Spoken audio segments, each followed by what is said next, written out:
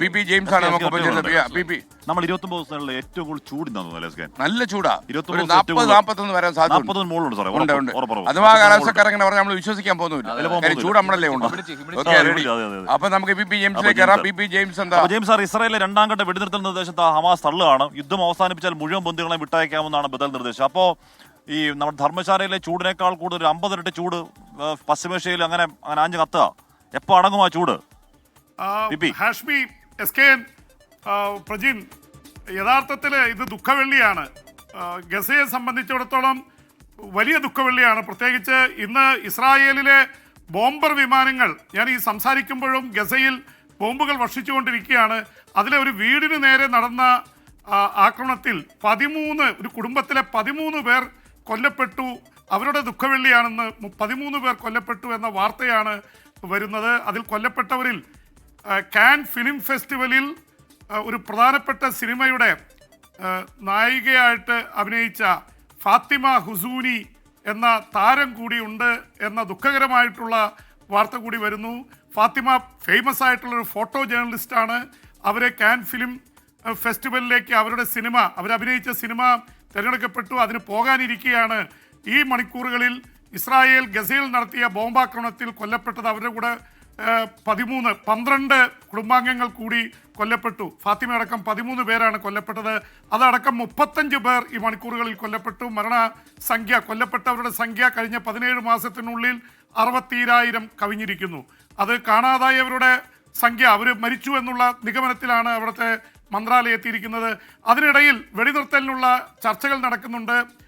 വെടിനിർത്തൽ ചർച്ചകൾ ഏറ്റവും അവസാനം ഇസ്രായേൽ പറഞ്ഞത് ഞങ്ങളുടെ 10 ബന്ദികളെ വിട്ടയക്കാമെങ്കിൽ 120 പലസ്തീൻ തടവുകാരെ ഇസ്രായേലി ജയിലിൽ നിന്ന് വിട്ടയക്കാമെന്ന് പറഞ്ഞു. പക്ഷെ അത് തള്ളിയിരിക്കുകയാണ് ഹമാസ് പറയുന്നത് നമുക്ക് യുദ്ധം അവസാനിപ്പിക്കാം, എല്ലാ ബന്ദികളെയും വിട്ടയക്കാം, പക്ഷെ യുദ്ധം അവസാനിപ്പിച്ച് ഇസ്രായേൽ ഗസയിലെ പാലസ്തീൻ്റെ മണ്ണിൽ നിന്ന് പിൻവാങ്ങണം. അത് ഇസ്രായേലിന് സ്വീകാര്യമല്ല. ഇസ്രായേൽ പിൻവാങ്ങാൻ തയ്യാറല്ല. ഇസ്രായേലിനെ സംബന്ധിച്ചിടത്തോളം ഇവിടെ ഒരു തരത്തിൽ അടിച്ച് നിരത്തിയിട്ടേ പോകൂ എന്നുള്ള അവസ്ഥയാണ്. സങ്കടക്കടലായിരിക്കുകയാണ് ഗസ. ഇന്ന് ദുഃഖവെള്ളിയിൽ അമ്മമാരുടെ മടിയിൽ മരിച്ചു വീണ കുഞ്ഞുങ്ങളുടെ മൃതദേഹങ്ങളുമായിട്ടിരിക്കുന്നതിൻ്റെ വിഷ്വൽസ് വരുന്നുണ്ട്. ദുഃഖവെള്ളിയിൽ അമ്മയുടെ മടിയിലിരിക്കുന്ന യേശുക്രിസ്തുവിൻ്റെ ഇതിന് കാണുന്ന പോലെയുള്ള ഒരു ഗസയിലെ ഒരു രൂപം. അമ്മമാർ മുഴുവൻ വിങ്ങലിലും കരച്ചിലുമാണ്. കാരണം കൊല്ലപ്പെട്ടിരിക്കുന്നത് 10,000-കണക്കിന് കുഞ്ഞുങ്ങളാണ്. കൊല്ലപ്പെട്ട ഈ 60,000 പേരിൽ 70% സ്ത്രീകളും കുട്ടികളുമാണ്. അപ്പോൾ അതിൻ്റെ ഒരു വല്ലാത്ത ദുഃഖത്തിലാണ് ഇവിടെ ദുഃഖവെള്ളിയുടെ ആചരണങ്ങൾ ലോകമെമ്പാടും നടക്കുന്നു.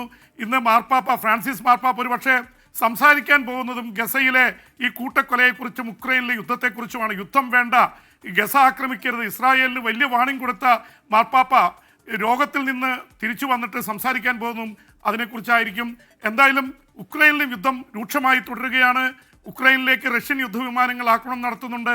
അതിനിടയിൽ അമേരിക്ക ഒരു പ്രഖ്യാപനം നടത്തിയിരിക്കുന്നു. ധാതു നിക്ഷേപങ്ങൾ സംബന്ധിച്ചുള്ള കരാർ അമേരിക്കയും അതുപോലെ തന്നെ യുക്രൈനും തമ്മിൽ ധാരണയായി. അത് ഉടനെ ഒപ്പിടും.